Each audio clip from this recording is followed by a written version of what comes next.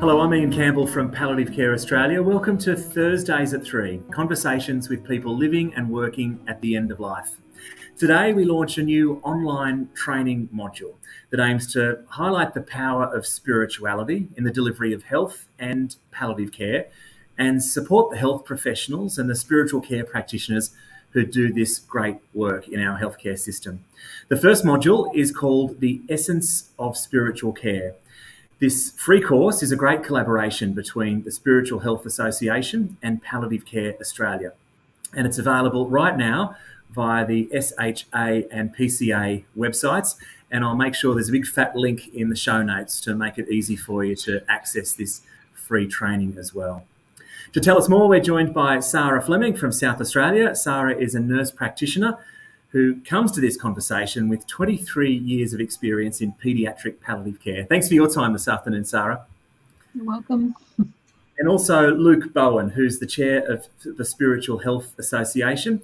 Luke's also the Director of Patient Safety, Experience and Clinical Excellence and the Director of Medical Workforce at Austin Health. Thanks for your time today, Luke.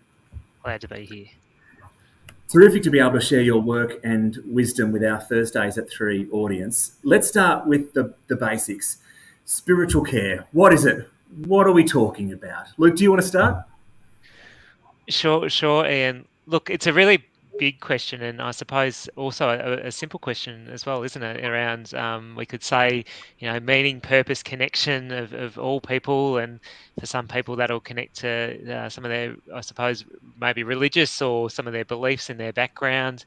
But I think for many people now, it's merging into a much more universal and much larger space where people are approaching life and asking questions and searching really for that meaning and their sense of connection with what's going on around them. And I think particularly in the health setting, we're seeing that more and more. And I mean, we don't want to probably talk too much about COVID in this space, but I think the last couple of years has really put the focus on people really having some inner reflection, inner searching, trying to make sense of where they're at in the world, and then considering, I suppose, some of the things in this space, particularly around palliative care and other places, really putting those life questions forward and being able to explore those in a way that frameworks can kind of be hung on, I suppose, a bit like, hanging the washing out, being able to hang them up and have a look at them and reflect on those in a way that makes sense.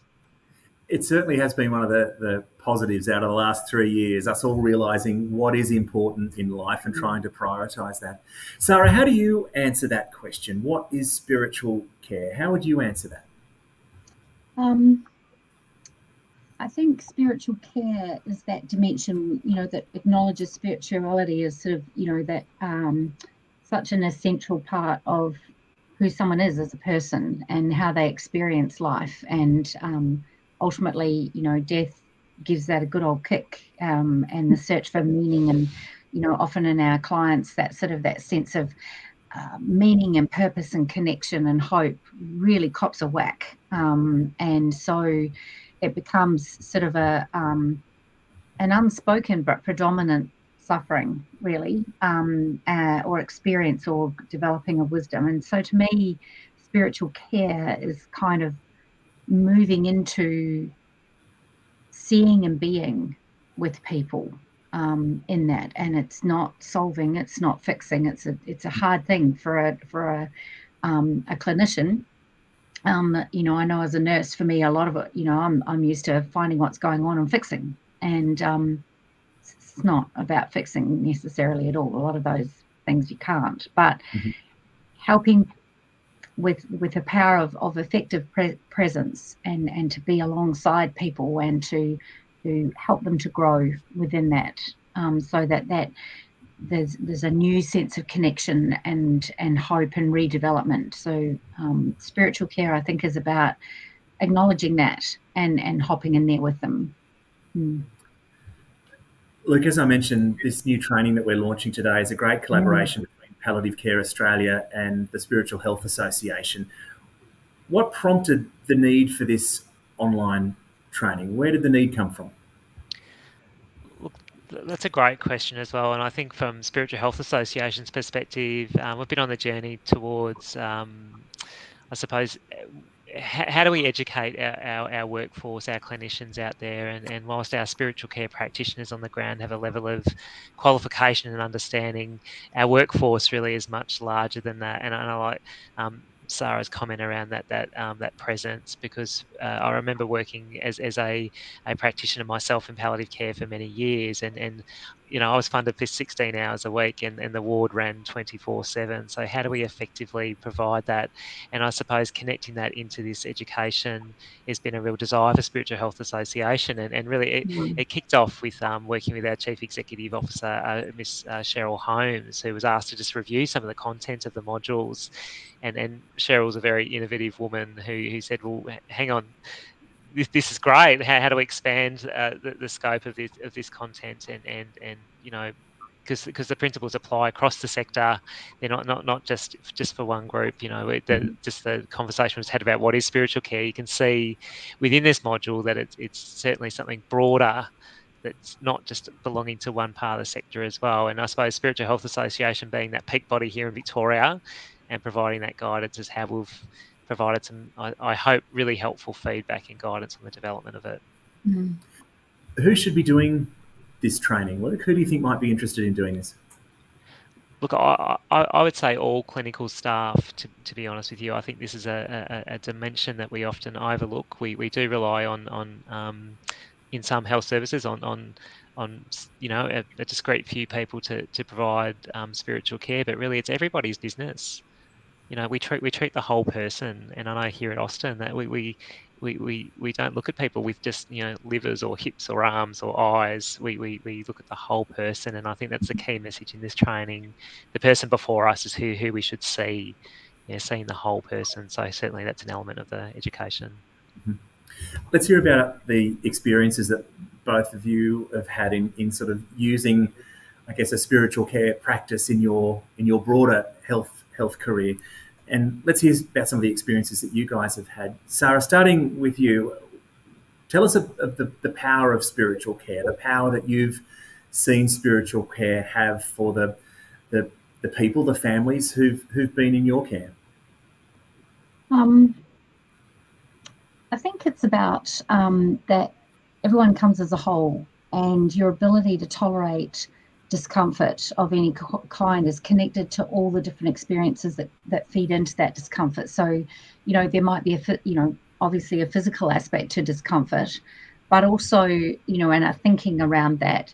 But I think existentially, if your soul is just so damaged, then your ability to bear things is so low. And so that interconnectedness, and I was thinking about, when Luke was talking about who needs to do it, the reason why everybody needs to do this is because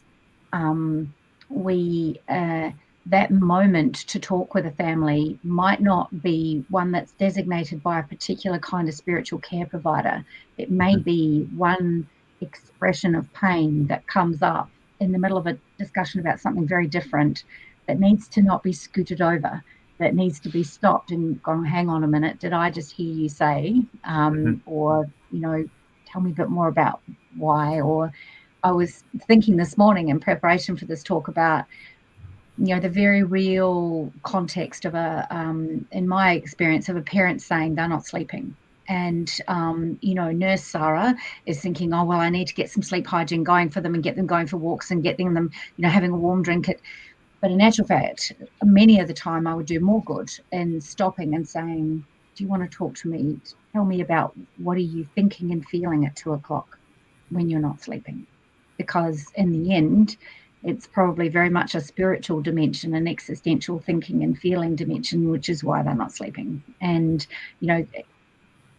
running towards that conversation and opening it up is really super important. And I think sometimes we've done more good when we've facilitated that or stayed in that moment, or, the times, unbelievably for me, but the times that I've actually shut up and just sat there in that moment and not filled it and let them fill it with that sense of meaning and purpose. And yeah.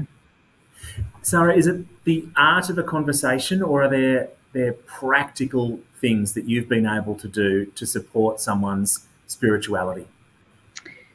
Yeah, I think it's it's an interesting thing that kind of the baby went out with the bathwater with organised religious practice, that people sort of assume that because someone doesn't affiliate with a particular nice, handy labelled religion like Catholicism, for example, and baptism, that we forget what ritual might mean to someone, and that spirituality and the soothing of the soul can often be around meaningful ritual and stuff. And recent studies have looked at young people who don't affiliate with a particular religion, but very much are looking for us to provide that suggestion to them or that thing. So the practicalities of saying to someone, are there any, rituals or things that you're drawn to, ideas that you've had that you think, oh, that might be cool, that might even seem a bit weird, but you think might be good? Or was there anything that happened in your childhood that you think of now, or something that would represent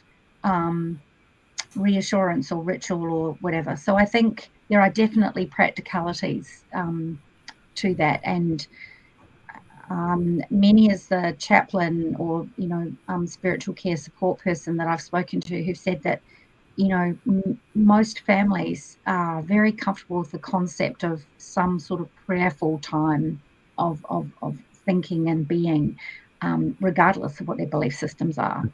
So I think it's that practicality of putting it out there and being, allowing that, permitting that dimension of discussion without labels. What about you, Luke, as a spiritual health practitioner? How have you seen the power of spiritual care play out on the ward, play out in someone's home, play out in any sort of setting? What sort of experiences have you had with people?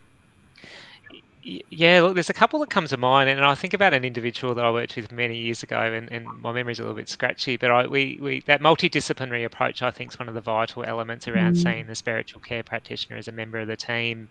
And we were really fortunate here at Austin to have music therapy as part of our service offering in palliative care. And I remember one gentleman working with who had some religious frameworks. I think he was an ex-Catholic. He was a booted out, he used to call himself, out of the church, couldn't go back type element, which is what we used to encounter a lot in the hospital.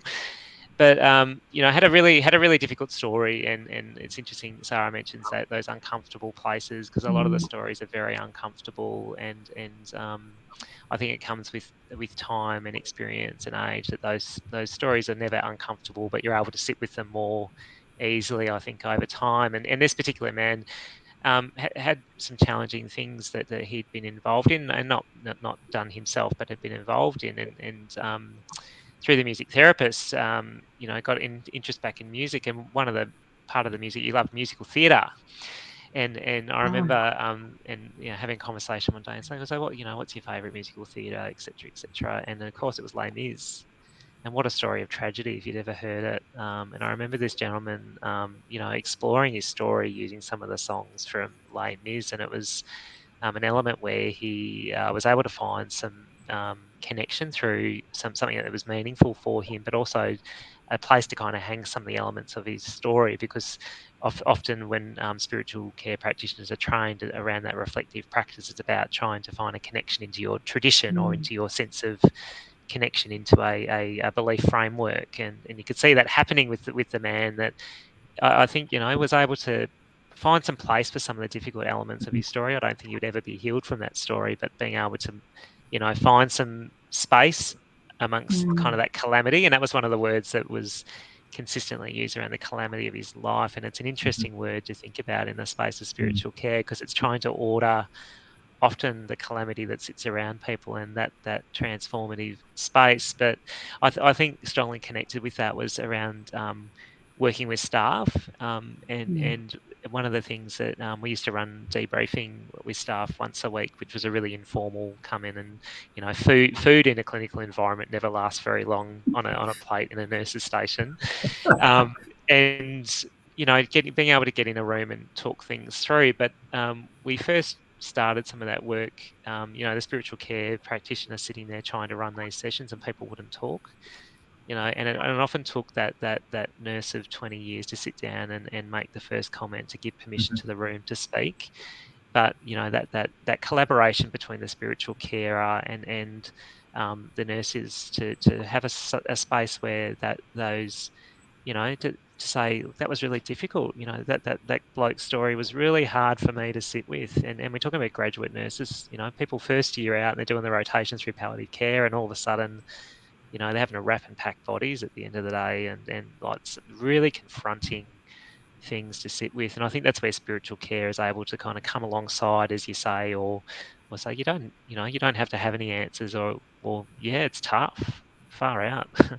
Really permissive environment. So engaging in spiritual care, and the first step is this training module that we're launching today, is not only good for the patient and their families, but for the healthcare worker themselves and their own sense of well-being. Could not agree more. And I think that, particularly we come straight out of university now, we come into this environment, and, we've had all our junior docs start here in the last couple of weeks at Austin, and it's a hard environment to come into. And Sarah, I'd appreciate to hear your reflections in your space, but this is why these modules are really important, because it starts to plant the seeds, I think, and sets them up for what they might see. Mm-hmm. Mm-hmm. Would you agree, Sarah? You've had a 23-year career in paediatric palliative care. You've had to look after your own well-being during the course of those 23 years. Has spiritual care played a role for you? I think it's one of those sort of unmissable boxes that you have to tick to face such existential suffering, such an unthinkable thing as the death of a child in a death-denying society, where we're meant to be more clever than that. We don't talk about it, etc. You've kind of got to have your own poop together about your own thoughts and beliefs and practices in order to go the journey with a family, to withstand the and I was very lucky. I went to a conference in Singapore a long time ago, many sleeps ago, and Reverend Desmond Tutu's daughter spoke, and she's a minister herself, and she talked about that healthcare professionals have to have a dynamic spiritual development practice, and that she exhorted us to do an annual review of our beliefs and what we had learnt, what blows we'd taken, what did that mean for us, the life, the world and everything kind of stuff, and to develop our own value set that felt safe in our core from our own spiritual beliefs point of view. And if we worked on that and held that safe, then we would be able to be more fully present for someone else's experience, because we knew that we had ours tucked away and sorted, and that we had self-care practices to work with it and to talk to people about. But then we could hold the space with someone else and hold and work in their experience. So it's because some deaths are harder than others as well. Some things hit us more personally than others. The why question's always there. Like, there's no way you don't get to just settle down with it. I didn't get to the, I haven't ever got to an answer as to why do children die? Yeah. Why do they, why do people get these awful, but other people find themselves a context. But I think the important thing is to address it, because if you don't go to that sort of spiritual safety zone or work on that for yourself, you can't do that for others. And I've worked my way through the first module, and it does make you reflect. It's very helpful. I don't think you can do these things too often at all. Super smart. In our world, and perhaps in a health system so based on science, it's really easy to poo-poo some of this stuff, to push spiritual care aside and see it as hippie mumbo jumbo, perhaps, if you don't mind me putting it that way, to push it aside, to downplay its importance. But Sarah, you said something really interesting a while ago around people's ability to cope with discomfort, that if they have a strong spirit, they're better able to cope with discomfort. Are we able to, I guess, in that really scientific way, prove the benefit of spiritual care, in that less drugs, less draw on the health system, if people's spirit is strong, if they are able to sit with their discomfort in a better way? Are we able to prove the power of spiritual care in any of those scientific ways? Yep. Yeah, there are actually articles referenced in the course that actually talk about studies that have been done that have talked about the impact of this kind of work and how it has an impact on the whole well-being, not just of the patient, but the family as well. for sure. The one I haven't seen, I might be wrong, I just haven't found it, is what the impact on bereavement outcomes are of good spiritual care during that journey, that the outcome for the survivors. But yeah, and most clinicians would have examples they could share with you where they banged on and on and on with this drug, that drug, the next drug, these explanations, and it wasn't until that person had some sort of aha moment where something got soothed by an art therapist, or there was some significant conversation when suddenly the requirement for all of that just decreased. Yeah. And Luke, are you able to tease that point out a little further around, I guess, the benefit to the family and friends that are left behind or are supporting someone through their healthcare journey?